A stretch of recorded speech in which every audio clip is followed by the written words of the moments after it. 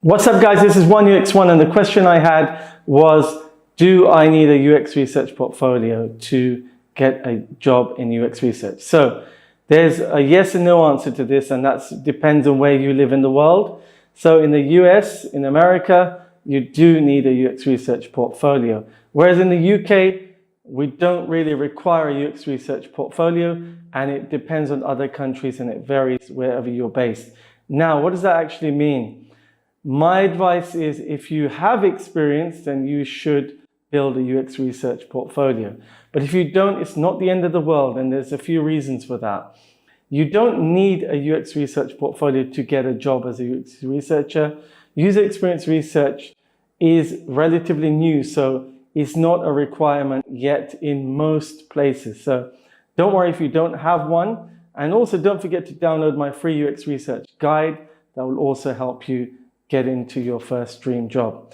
So UX research portfolios, why they're not a requirement? One of the reasons is that there's a shortage of UX researchers around the world, as it's such a new career compared to even UX design, which is also relatively new compared to developers. So if you look at the career of UX research, it's the most recent addition to a design team and to a development team. So for that reason, there are plenty of jobs and they're not really requiring UX research portfolios. I haven't had to present one in my jobs as a UX researcher, as a senior UX researcher. Even then, I haven't had to create a portfolio.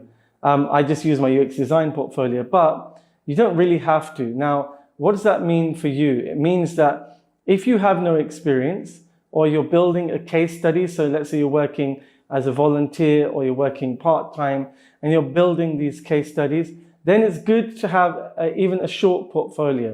If you don't have one, you need to be really good at your interview skills. So one of the areas is that if there's two candidates and one has a portfolio and one doesn't, they may get selected. Doesn't mean necessarily they will, but obviously if they have a portfolio, it's quite impressive to have one. So if you can build one over time, even if you don't have a lot of experience, you can build one with one case study. It's better than not having one at all. So if you want to know how to build a portfolio, again, there's a guide which you can download below. And don't forget to subscribe for our free taster courses, which are coming soon. Now, in terms of the portfolio itself, how does it look? What should it include? So I'd include something about yourself, so they get to know your personality.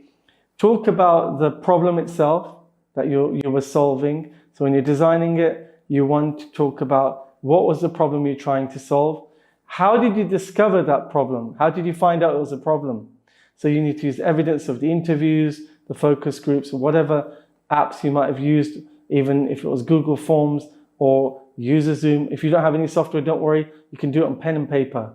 You can interview online on Zoom or Slack to get that feedback. So you just need to show that in your portfolio. After that, you want to show what was the findings. So the quotes from the users, what they said, and what they wanted fixing. So what features they wanted, what components they didn't like, how does it look and feel? So maybe an empathy map of how they think, what they do, how they feel, and what they say. So you want to include that in there to really show that you understand user needs and how to build empathy in design and solutions.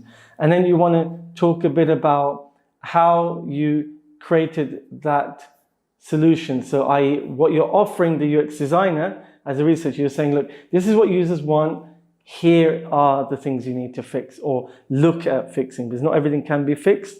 It has to be technically feasible to fix it. But you need to show that you worked with a developer, you worked with design team and said, well, these are my proposals, and show those proposals. So show that you said, right, change the call to action button from green to red, or you need to change the hierarchy of this page, or you did a tree test and you changed the order the users wanted to see the drop-down menu in. So things like that, you want to show that you worked with a team, and then summarize the KPIs, so the usability testing, which is at the end, and show that what were the metrics, what are the success metrics. So what are the KPIs? Time on task. You were able to reduce the time it took them to complete the task.